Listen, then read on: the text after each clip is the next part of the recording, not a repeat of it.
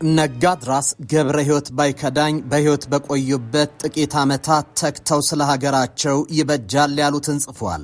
ኢትዮጵያ በዘመኑ የገጠማትን ሳንካ እንዴት ተለፈው ሲሉ ምክረ ሐሳቦችን እንካችሁ ብለዋል።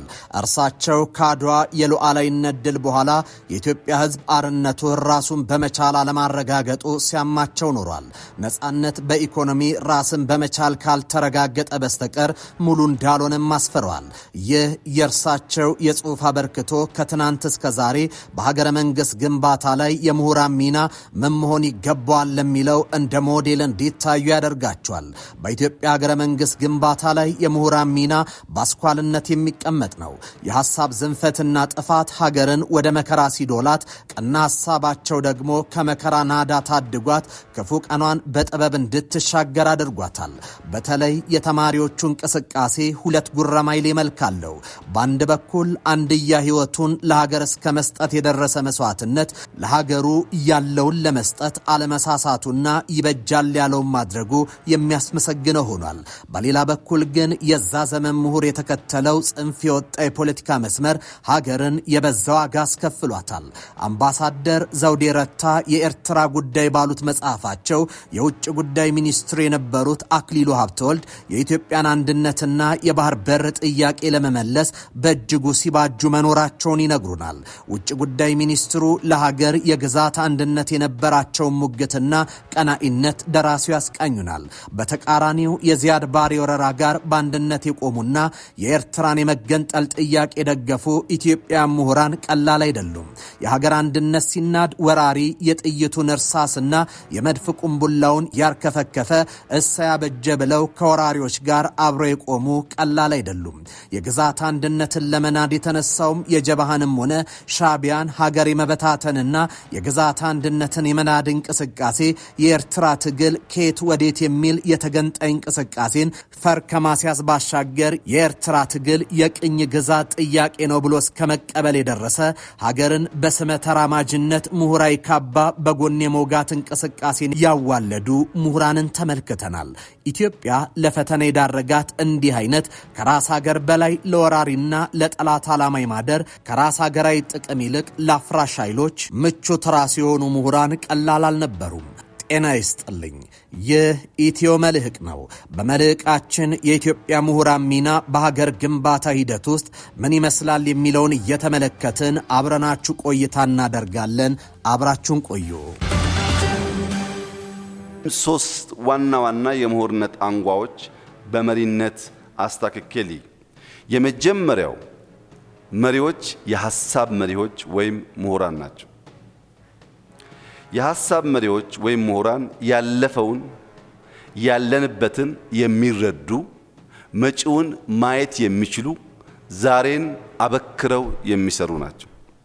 ትናንትናን በቅጡ መለስ ብለው መዳሰስ የማይችሉ ከሆነ ብላይንድ ስፓት እንዳላቸው የማይገነዘቡ ከሆነ ወደ ኋላ መለስ እያሉ ማየት ወደፊት ለመስፈንጠር ያለውን ፋይዳ የማይገነዘቡ ከሆነ ነገን አርቀው ለማየት ይቸገራሉ። ትናንትናን መዳሰስና ነገን ማየት በቂ አይሆንም። ዛሬን ጠንክሮ መስራት ይጠይቃል የሐሳብ ምሁር ለመሰኘት። ኢትዮጵያ እየሰከነች ነው። ሀገሪቱ እየረጋች ነው። የነገዋን ብሩህ ቀን ለመጻፍ የሚደረገው ጥረት የተወረወሩባትን የብረት ፍላጻዎችና የእሳት አሎሎዎችን በብቃት መመከቷን የሚናገሩ ናቸው። በአባይም በቀይ ባህር ላይም እንወሰን ብሎ መራመድ በኢትዮጵያ ውድቀት እናተርፋለን ያሉ ሀገራት እንዳልተሳካላቸው ማሳያ ነው። እርግጥ ባለፉት ጥቂት ዓመታት ውስጥ ኢትዮጵያን አፈርሳለሁ የሚለው አካል ከየትኛውም ጊዜ ይልቅ ህልውናው አደጋ ላይ ወድቋል። የሀገሪቱ የግዛት አንድነት ጥያቄ አደጋ ውስጥ የገባው ለውጭ ባደሩ የፖለቲካ ኃይሎች ምክንያት እንጂ በጠላቶቿ ብርቱ ክንድ ምክንያት አይደለም። ከዚህ በተቃራኒ ስለ ሀገር አንድነትና መጽናት ከትናንት እስከ ዛሬ ደከሙ ቀላል አይደሉም። ኢትዮጵያ ችግሮቿን ለማከም የታተሩ ሐሳብ ያዋጡ በርካታ ገብረ ሕይወት ባይከዳኞች ሀገር ናት። ኢትዮጵያ በባንዶች ክፋት ሳይሆን ሀገራቸውን አጥብቀው በሚወዱ ልጆቿ ጸንታለች። የትናንት ጥፋትና ዝንፈት ዛሬ ዋጋ እንዳያስከፍል የተጉ ቀላል አይደሉም።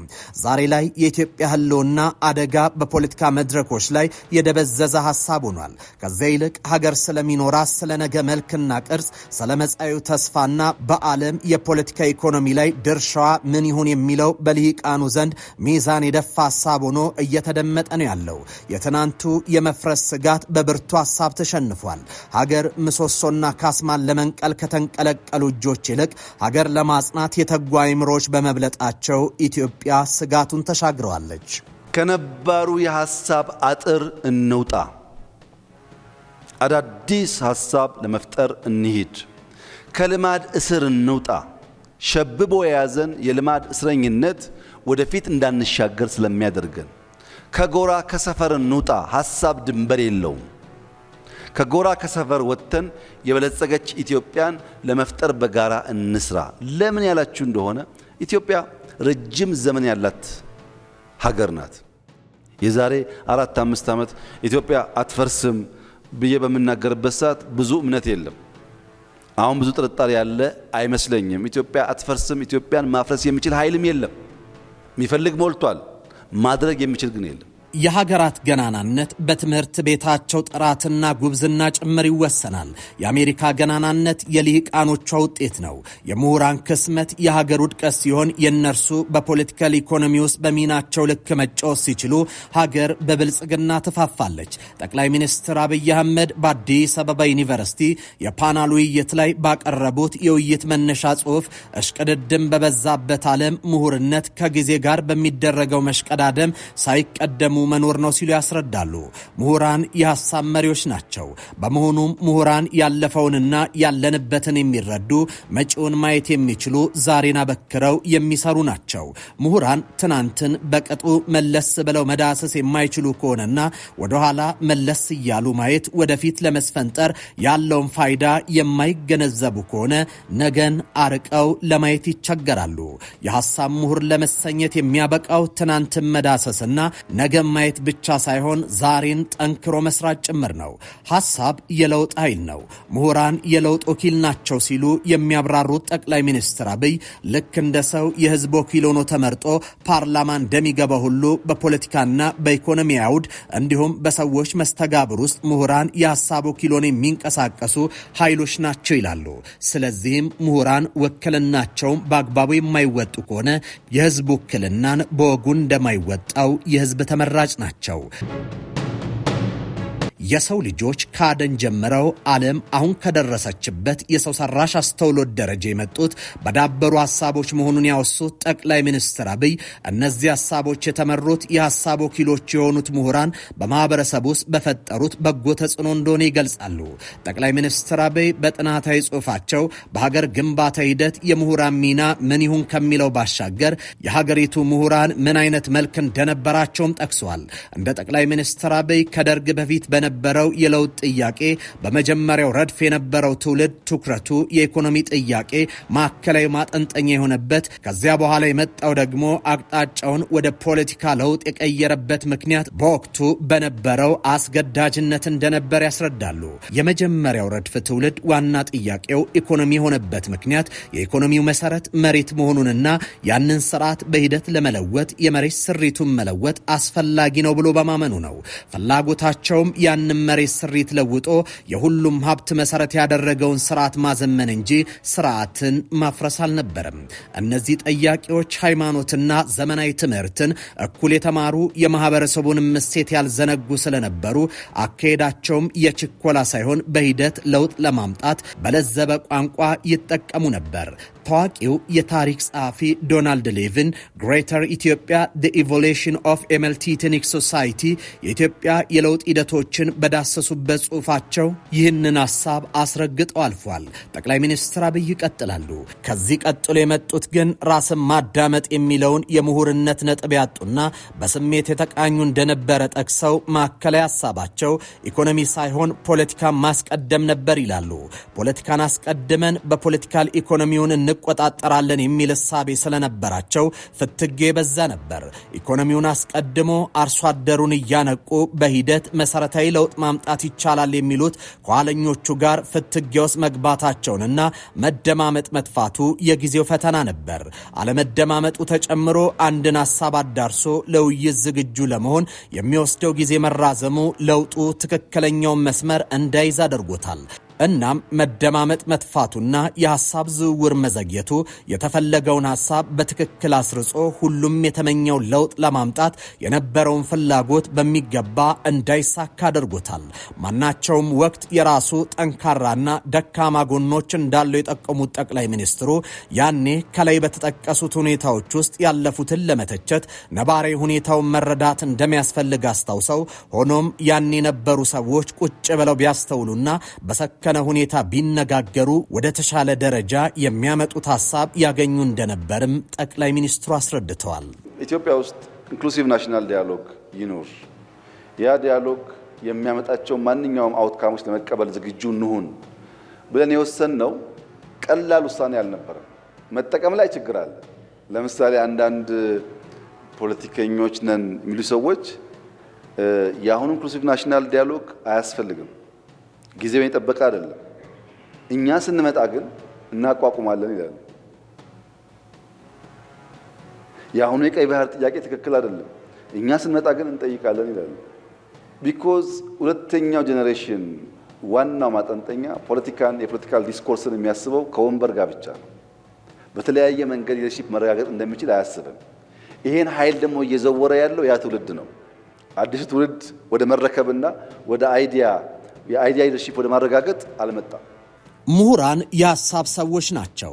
ሐሳባቸው የተጣመመን የሚያቀና ብርቱ ክንድ ነው። በአግባቡ የተፈተነ ሐሳብ ፈትሎና ሸምኖ ሀገርን ኩታ ያለብሳል። ነገር ግን ወቅታዊ የኢትዮጵያ ፈተና ፖለቲካውን የሐሳብ መድረክ ከማድረግ ይልቅ የፖለቲካ ገበያ እየተደረገ መምጣቱ ነው። የፖለቲካ ገበያ ፖለቲካውን ከወልሳብ ነጥሎ እንደማናቸውም ሸቀጥ ለግል ጥቅም የሚሸጥ የሚለውጥ አድርጎ የመመልከት አደገኛ አካሄድ ነው።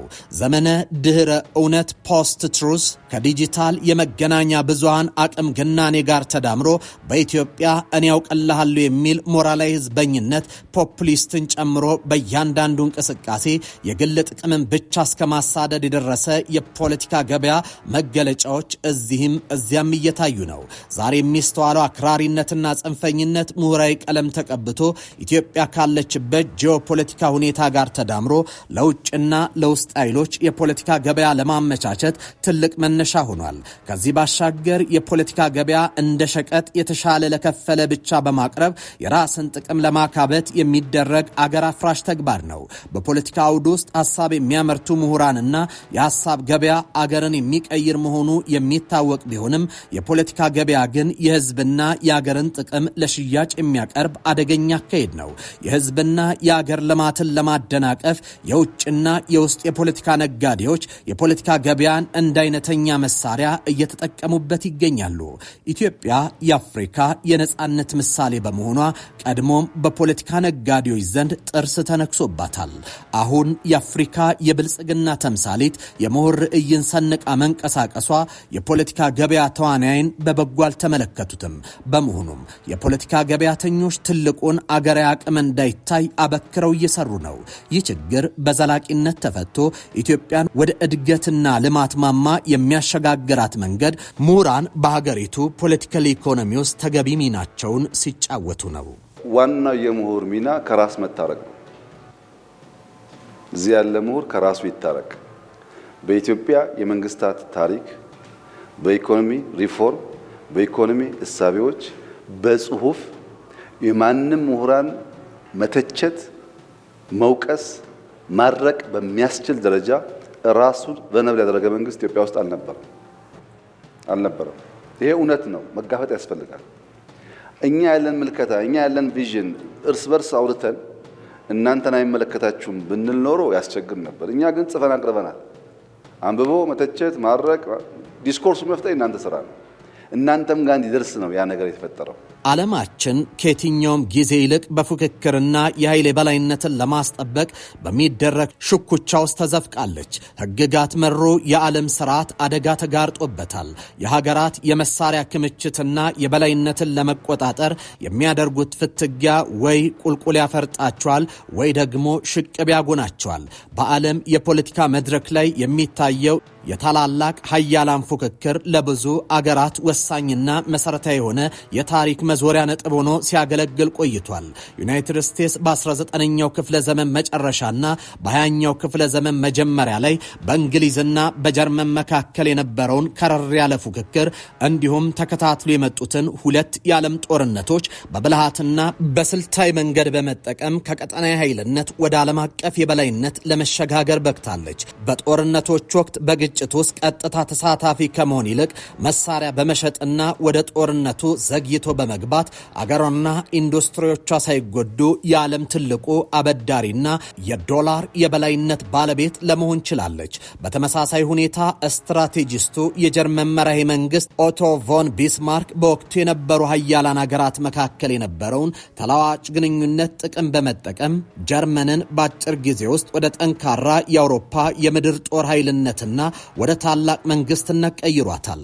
ጃፓንን በበኩሏ የአውሮፓን ሀያላን በውስጥ ችግሮቿ መዳከምን እንደ መልካም አጋጣሚ በመጠቀም በሩሲያና በቻይና ላይ ወታደራዊ ድል በመቀዳጀት በምስራቅ እስያ ታላቅ ሀያል ሆና ስትወጣ፣ ሶቪየት ህብረት ደግሞ በሁለተኛው የዓለም ጦርነት ወቅት እጅግ ከፍተኛ የሆነ የሰውና የንብረት መስዋዕትነትን በመክፈል ግማሽ አውሮፓን በቁጥጥር ስር በመዋል ልዕለ ሀያል ሆና መፈጠሯም የሚታወስ ነው።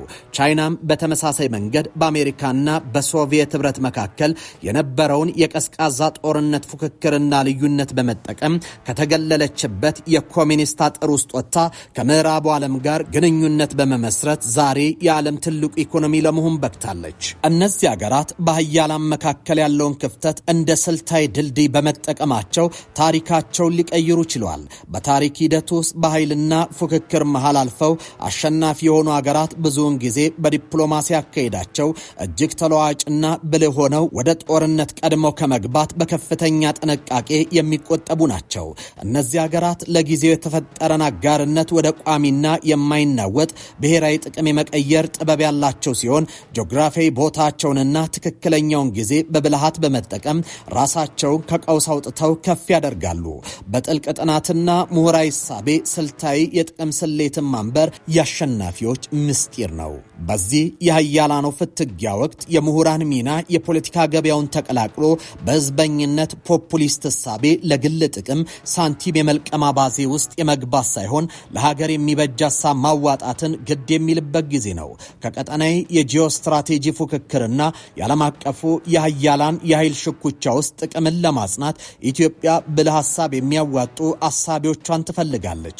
በተለዋጭ የዓለም ፖለቲካ የኃይል አሰላለፍ አሸናፊነት የሚሰላው በብርቱ አሳቢዎች ለሀገራቸው ባላቸው ታማኒነት ነው። የተወደዳችሁ የኢትዮ መልሕቅ ቤተሰቦች ለዛሬ ያዘጋጀነው ጥንቅራችን እዚህ ላይ ተጠናቋል። በቀጣይ በሌላ ርዕሰ ጉዳይ እንገናኛለን። እስከዚያው በያላችሁበት ሰናይ ጊዜ ይሆንላችሁ።